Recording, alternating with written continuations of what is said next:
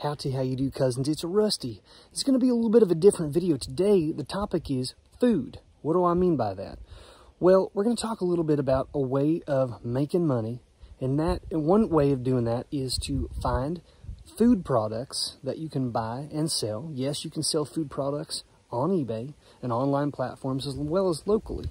Also, you can grow stuff. Right here next to me, I got a bunch of corn that's growing out here by the warehouse. We've got oodles of different types of vegetables and such that we've grown from seed. Seeds are very, very cheap.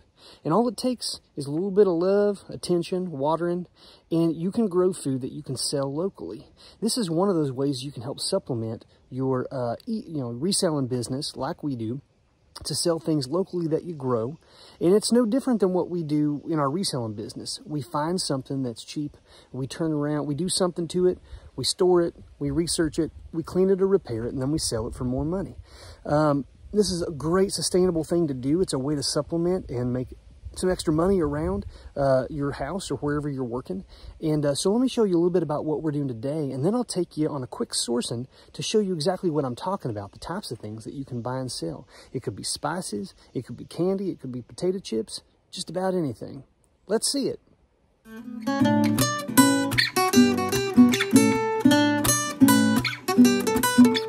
On the south side of the property, you can see we got some gorgeous flowers growing down here. Just beautiful landscaping. Got this nice boulder, and we're gonna walk real quick under this weeping cherry tree. It's pretty young. Planted that just earlier this year, but you know, it's already taken off. It's gonna look gorgeous eventually.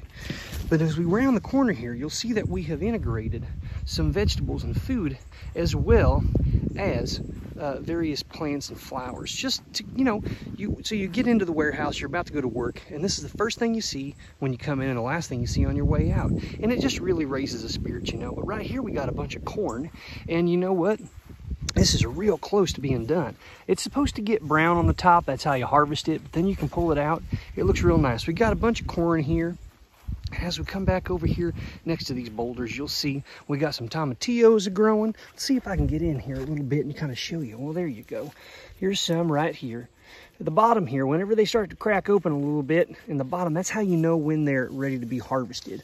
I got some others down in here. I don't know if they're quite ready yet, these, but we have a bunch more we just harvested. Around the corner here, we got 3 different varieties of tomatoes. We got a bunch of these cherry tomatoes, which if I can pull some of this netting back, you'll see a bunch of these growing here. Look at that, definitely some to harvest today. We got some Roma tomatoes right back in here. Maybe you can see through that netting. Yeah, some nice ones. And then we got some beefcake ones over here, some bigger ones. I mean, this thing right here, this sucker's gonna end up being probably 1.5 pounds to 2 pounds by itself. And next to that, we got a bunch of corn. We got beans. Green beans are growing. I don't know if you can see any. Yeah, there's a couple right here. Just sort of a dangling there, right here. Can you see them? I'm not doing a very good job of holding this up. There it is. There's a nice one. I can pull that one out later today. As I roll around the corner here, you'll see our potato patch. I've already harvested some of that. But we got 3 different varieties of potatoes as well. And it's nice. You can, even as these kind of die down, you just clip them off, and then you just harvest the potatoes whenever you want. A few more tomatoes here. Then we got this really large patch of butternut squash growing. Got some large ones down in there, as you can see. I've already harvested some. We got a bunch more. We got some watermelons growing. We got some pumpkins. And then, again, we'll pop right up to a bunch of sunflowers. And I mean, look at this. I mean, I'm looking straight up above my head, and you can see this sunflower. I'm about 6 foot tall, as the crow flies, but this stuff is probably 10 to 12 feet above me. It's also just a great thing for the local wildlife, the bees and the hummingbirds and stuff like that. Let me take you up, and maybe you can see a couple more things we got going. Rolling up over here to the top of the hill, we got 2 different varieties of blueberry bushes that we're growing. These are just youngins right now. We got pink lemonade variety. We got a couple other varieties here. And this is nice. It's a little snack. You can come out, take a quick break from the reselling, and then have yourself a little snack. Here we got a couple of these little, you can see that in the middle there, watermelon. Another one over here. Another tiny little booger trying to grow right there. It's just a great thing, guys, to see as you look down the hill here. Got all kinds of nice stuff going. Now, if I'm being perfectly honest, this is not all Rusty or the warehouse crew. Flo had a big hand in this. She's got a green thumb for sure and a heart of gold. A lot of this is her work. She just likes it to be a nice environment for me to work in. I very much appreciate that. Let me show you what we harvested just this week. Look at this butternut squash. We got cherry tomatoes, jalapenos, potatoes, cucumbers.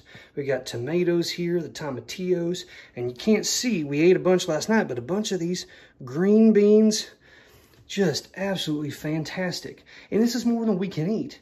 And so you can just contact people locally. Make sure that you look at your local guidelines on whether or not you can sell with or without a permit. But as long as you're following the law, there's people out there who want this stuff, need this stuff, and will definitely pay for it. Bags of seeds cost $1, $2, maybe $3. Just out of 2 plants, we're going to have somewhere between 30 and 40, maybe more, of these large butternut squashes. A lot of those we could sell. Now, just as I'm driving down here, we've got a local grocery store that sells things at discounted prices. Stuff is still good. It's still valid. It's not expired or anything like that. It may be brands that other grocery stores in the area decided to stop carrying, but they still had orders coming in or they had overstock. And so you can get stuff really cheap. A lot of their spices, as you'll see in a moment, are just 99 cents for an entire bottle. Some of these things go for 15, 20, or more dollars a piece on eBay. So you spend 99 cents, it's going to cost you maybe $3 to $5 to ship that sucker. But you're going to put $10 to $12 in your pocket every time you sell one of those. I've seen other stuff, potato chips. A buddy of mine locally, he bought a chip not long ago. It was a single potato chip, if you can believe it. It was called the One Chip Challenge. And it was like this fiery hot, like a super hot chip. And that was kind of the little widget, the little gimmick that they had going on. But they had these things marked down to 25 cents. And I'm not kidding you, I think it was $20, maybe $25 a piece. The people were paying for these. And he was regretting it. He didn't buy everything that they had. He didn't know. He bought a few, and he sold them. They went like hotcakes. By the time I went back, there were none left. And but that's the kind of thing that sometimes you can find. A lot of these grocery stores will have sales going on, discounts, discount areas. You can look at the end caps, and you can buy discounted groceries. And a lot of times, especially this place I'm about to show you, they have a lot of products and brands that maybe have been discontinued or not out there anymore. And so, but there are still people out there who really like that product. And since they can't find it anymore locally, then they have to turn online. And maybe online, places like eBay platforms are the only place that they can get that. And so they're willing to pay top dollar for it. This also applies to cleaning products, household goods, things like certain types of shampoos, toothpastes, cleaning products, stuff like that. But let me just show you exactly what I mean. Well, as we're getting in here, guys, I just wanted to talk you through what I'm seeing. Right in the doors here, you got all these boxes of products. A lot of these are bathroom products, personal hygiene, cleaning. But then as you roll around it here, we got all kinds of stuff, more cleaning stuff, and then chips. So over 10.1 ounces, $2 for brand new large bags of potato chips, 99 cents for smaller ones. And some of these may be brands you're not familiar with, but still a really good deal, and they sell for a lot more on eBay. I came along here and found this Garnier dark brown hair color in here. They just wanted $2.99 a piece. They're selling for $18.99 up to $24 for a 2-pack.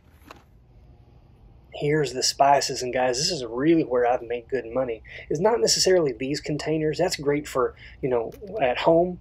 $1.49 for all that amount of different spices. But we're talking about stuff here like, you know, stuff you can mix up with potatoes and herbs. This would go great with all of that stuff we've already harvested from our garden.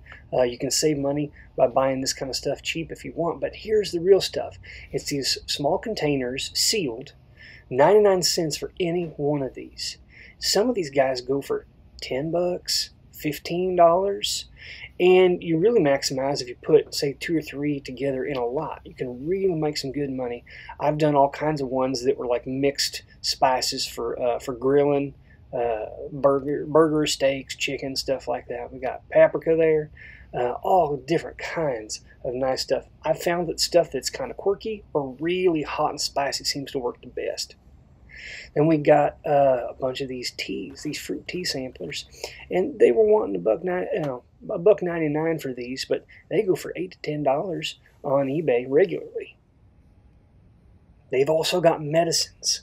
I mean, cold and flu stuff, super cheap. I mean, they got these whole things. They're still fine. There's nothing wrong with them. They are not expired, but 99 cents for daytime cold and flu. I mean, that stuff, if you go out to a CVS or a Walgreens or a place like that, you're going to pay, 3 to 4 times that, and you can definitely sell it for at least twice that much money on eBay if you're selling it. Now we're going to get to the candy aisle, and there's some really good stuff over there. All kinds of interesting different types of stuff. We got bags of Rolos here for $5. Those will sell for about $15 online. You can see there's fruit snacks, there's mixed nuts, all kinds of individual stuff for 25 cents a candy bar. And then I found this big old box, king size peanut butter cups for $20. Those have been selling recently on eBay for $42. So you can over double your money. Just put $20 in your pocket. Folks, as you can see, there's lots of good deals out there. And this, you don't have to just go to a grocery store that has discounted items like this across the board. Your local normal grocery store is going to have sales going all the time. I promise you. Just do your research. Just because you find something and it has sold for good money does not mean it's necessarily a good buy. Make sure you look and see how many are currently actively listed, and then look at how many have sold in the last 90 days. That's called your sell-through rate. How many are being sold in a given period of time. A good sell-through rate is 7, 8, 10% or more. So if 100 are listed currently and 20 have sold in the last 90 days, that's a 20% sell-through rate. That's good. Usually it's going to be hundreds or thousands of items, but if it has a very low sell-through rate, probably not a good buy because it takes you a while to sell it. I got out of there with just this today.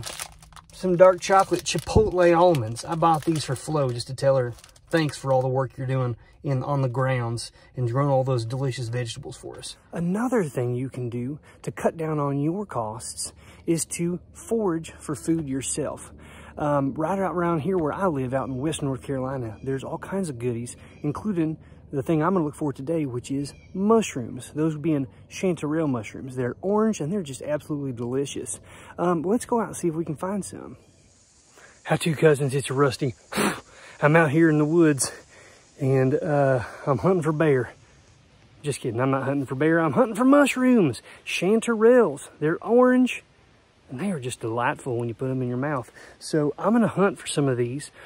This is another way, guys, that you can find things to sell locally, eat, which saves you money having to buy something at the store. And it's also just fun and therapeutic. So why don't you come with me for a moment and see if we can find some. Now, I'm out here in my shorts, and that's just not the smartest idea. I should have pants on because I don't want to get poison ivy in yet. I probably will. But I'm out here in western North Carolina, folks, and out here, you do get morel mushrooms from time to time, which are just delicious. But they're hard to find, and you don't see them all that often. What we're searching for here today are called chanterelles. And as you can see right here, I'm finding a few popping up. See, these are kind of barely underneath the leaves. You can barely see these are kind of past their prime. And you got this one here popping up under that leaf. Look at this. If I uncover it, that's a nice little one. Look at that. Nice little chanterelle. We got some others popping up right here. And you can see these kind of almost like gills below there, right there. That's what you're looking for. These are absolutely delicious, guys. Fantastic. And they're free. I'm just pulling them out of the ground. Look at this. Got some more. It seems like they grow in little veins almost. Kind of go through. Look at these. These are really good size. What I'm gonna do is I'm gonna collect a bunch of these as I can find. Look at this one right here. I'm gonna collect a bunch of these. I'm gonna take them back and I'm gonna clean them all off. And then I'm going to saute them, cook them up a couple of different ways. And then what I don't want to eat immediately, I'll freeze. Then I can pull them back out and I can put them in a variety of dishes. You can put them as a side. You can put them in with pastas. You can put them on pizzas. There's all kinds of different ways you can eat them. And guys, they're they're fantastic. So I'll eat it without the leaf on it, of course. And these are nice and newer ones, and so I don't have to do a whole lot of cleaning of that. That's great. You just put them in the water, you kind of spray them off, get like a soft toothbrush or something, and just kind of rinse. Those, you don't want to damage them too much, but those are going to be real nice. You can see another one right up through here. Look at that. He's just blinking at me, just waving, hi, come get me, please. I'm tasty too, like all my friends. You sure are. What do we have? Uh-oh. Well, that is not a good sign. Better be careful out here. It always works out that the best ones are in the thickest area here.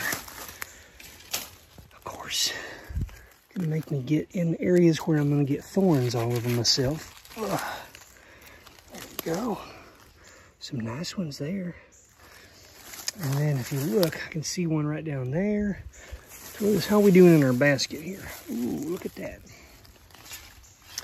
But I'll tell you, okay, step over. Oop, don't fall over. Got another one right down here. He's popping up. And then, I don't know if you can see it or not, but if I zoom in here, look at all of those. All over the place. But I gotta hack my way through this. I don't even know if I can.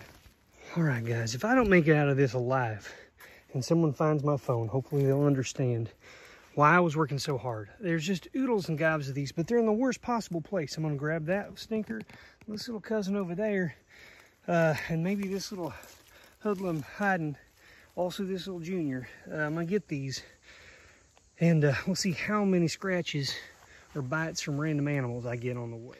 Rolling up here on the other side of the hill, I can see some right through here. You see that little bright, this thing that's so great about chanterelles, aside from how they taste, is how different they look in the environment around them. It makes them really easy to find. Not like those stinking morels. Those things are so tasty. They are so hard to find. Just found myself a nice little open spot for a moment. And we got this nice smattering of these all just popping up here, all through this little vein, all in through here. That's great. I'm gonna start on my second bag. Coming up here, here's some other mushrooms. Look quite nice, but these are not chanterelles. Nope. All right, guys. Good time to stop for just a moment and kind of think about where I'm gonna need to go next. Out here, Hey, who is that? Hey, what are you doing out there? Get off that! Get off my property, Cletus! Come here! Come here! Bring the shotgun! We got an intruder! Get off here! Get out of here!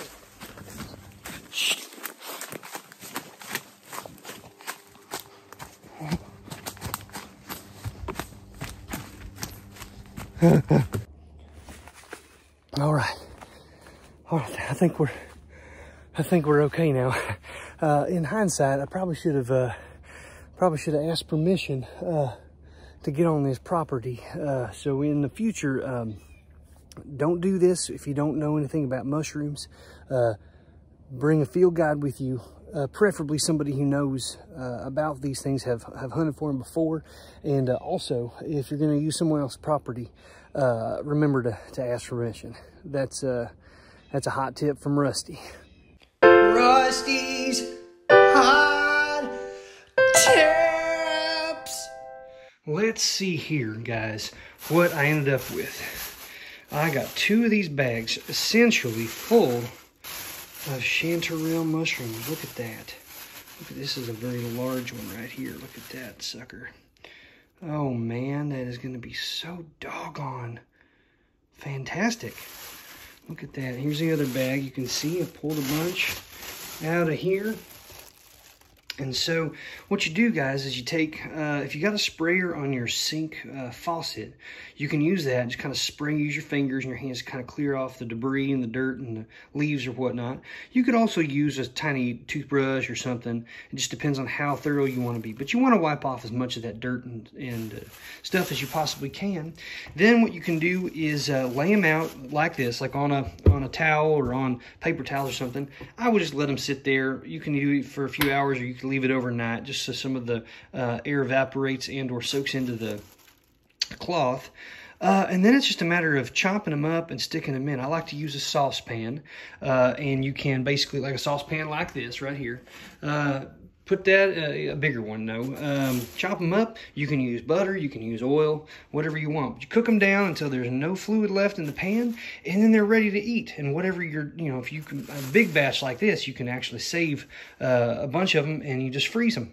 They are great in pastas, on pizzas. You can put them on sandwiches. You can really eat them just about any way you want. But it's just a wonderful thing to see nature, you know, give us something special to eat that we've not even done anything to grow, essentially. So it's really cool that I live in an area where I can find these. Not everybody can, but I guarantee that there are things you can forage for, edible plants and stuff in your area. They're all over the country. So this will save me from having to go out, and these are a delicacy, guys. I mean, you can't even find these at most stores. And next to morel mushrooms, these are about my favorite flavored ones that grow in the wild. Guys, thanks so much for joining us today. Hope you learned a couple of things. If you haven't done so yet, please subscribe to the channel, like it, and always leave a comment if you feel like there's something we've missed or you can help us in some way. Thanks so much. Rusty hair.